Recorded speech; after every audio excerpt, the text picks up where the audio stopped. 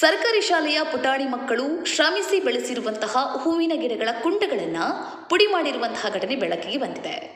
ಬೆಳ್ತಂಗಡಿ ತಾಲೂಕಿನ ಸರ್ಕಾರಿ ಉನ್ನತೀಕರಿಸಿದ ಪ್ರಾಥಮಿಕ ಶಾಲೆ ಪೆರೋಡಿತ್ತಾಯಕಟ್ಟೆ ಇಲ್ಲಿ ಘಟನೆ ನಡೆದಿರುವಂತಹದ್ದು.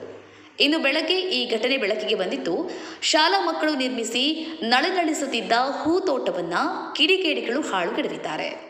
ಮಾಜಿ ಪ್ರಧಾನಿ ಮನಮೋಹನ್ ಸಿಂಗ್ ಅವರು ನಿಧನ ಹೊಂದಿದ ಹಿನ್ನೆಲೆ ನಿನ್ನೆ ಶಾಲೆಗೆ ರಜೆ ನೀಡಿದ್ರಿಂದ ಶಾಲೆಯಲ್ಲಿ ಯಾರೂ ಕೂಡ ಇರಲಿಲ್ಲ. ಇದೇ ಸಮಯವನ್ನು ಬಳಸಿಕೊಂಡ ಕಿಡಿಗೇಡಿಗಳು ಶಾಲೆಗೆ ಬಂದು ಹೂವಿನ ಗಿಡಗಳನ್ನು ಹಾಳುಗೆಡವಿದ್ದಾರೆ. ಬಹಳಷ್ಟು ಸುಂದರವಾದ ಶಾಲೆಯಲ್ಲಿ ಮಕ್ಕಳು ಹೂವಿನ ಗಿಡಗಳನ್ನು ನೆಟ್ಟು ಪ್ರತಿದಿನ ನೀರು ಹಾಕಿ ಪ್ರೀತಿಯಿಂದ ಚೆನ್ನಾಗಿ ಬೆಳೆಸಿದ್ರು. ಆದರೆ ಕಿಡಿಗೇಡಿಗಳ ಕಣ್ಣು ಹೂವಿನ ಗಿಡಗಳ ಮೇಲೆ ಬಿದ್ದು ಗಿಡಗಳನ್ನು ನಾಶ ಮಾಡಿದ್ದಾರೆ.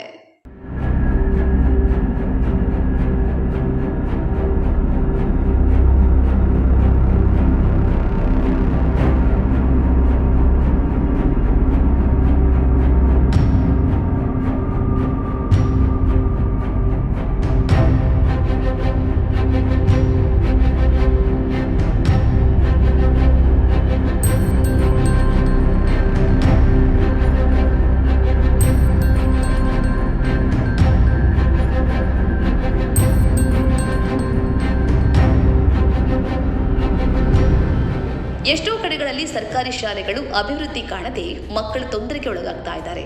ಈ ಹೊತ್ತಲ್ಲಿ ಇಲ್ಲಿನ ಶಿಕ್ಷಕರು, ಮಕ್ಕಳು, ಅಭಿವೃದ್ಧಿ ಸಮಿತಿಯವರು, ಹಳೆ ವಿದ್ಯಾರ್ಥಿ ಸಂಘದವರು ಈ ಶಾಲೆಯನ್ನು ಸುಂದರವಾಗಿರಿಸಿದ್ದಾರೆ. ಆದರೆ ದುಷ್ಕರ್ಮಿಗಳಿಗೆ ಅದೇನು ಹೊಟ್ಟೆ ಕಿಚ್ಚಿತ್ತು. ಸರ್ಕಾರಿ ಶಾಲೆಗೆ ತೊಂದರೆ ಕೊಟ್ಟಿರುವಂತಹದ್ದು. ಬಡ ಮಕ್ಕಳು ಓದೋ ಶಾಲೆಗೆ ಈ ರೀತಿ ತೊಂದರೆ ಕೊಟ್ಟು ಇವರಿಗೆ ಏನಾಗಬೇಕಾಗಿದೆ? ಯಾಕೆ ಶಾಲೆಗಳಿಗೆ ತೊಂದರೆ ಕೊಡ್ತಾ ಇರೋದು? ಇದರಿಂದ ಕಿಡಿಗೇಡಿಗಳಿಗೆ ಸಿಗೋದಾದ್ರೂ ಏನು? ಇನ್ನು ಮಕ್ಕಳು ಇಲ್ಲಿ ತರಕಾರಿ ಗಿಡಗಳನ್ನು ಕೂಡ ಬೆಳೆಸಿದ್ದಾರೆ. ಅದರ ಮೇಲೂ ಕಿಡಿಗೇಡಿಗಳ ಕಣ್ಣು ಬೀಳುವ ಸಾಧ್ಯತೆ ಇದೆ ಎಂದು ಶಾಲಾ ಶಿಕ್ಷಕರು ಆತಂಕ ವ್ಯಕ್ತಪಡಿಸಿದ್ದಾರೆ.